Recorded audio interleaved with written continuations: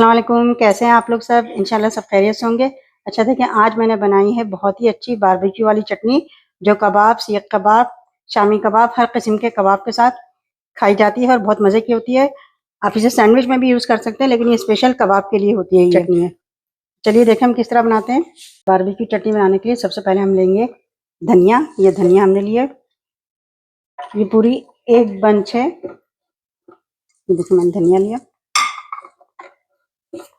इसमें हम डाल देंगे पुदीना है, ये देखें पुदीना है, पुदीना डाल देंगे। धनिया और पुदीना हमने एक एक बंच डाल दिया इसमें।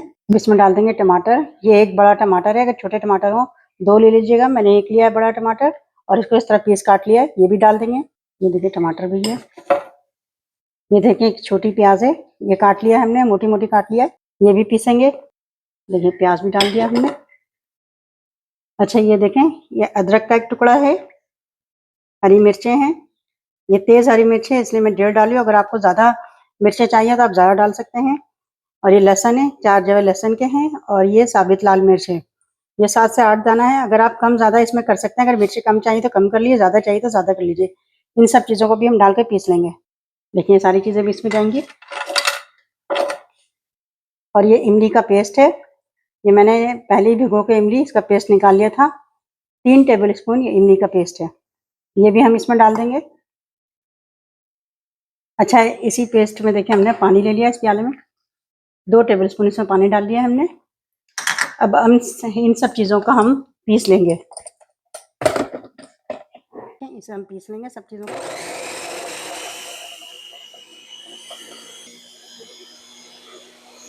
अच्छा देखें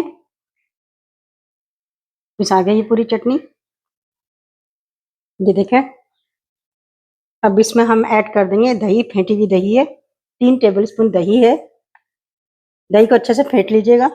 1 टीस्पून नमक है, हाफ टी स्पून से भी थोड़ी सी कम ये शक्कर है, half tea spoon chaat masala है, 1 टीस्पून जीरा पाउडर है। अच्छा इन सब चीज़ों को अच्छे से मिक्स कर लेंगे हम। अच्छा देखिए मैंने अच्छे से इसे मिक्स कर लिया है।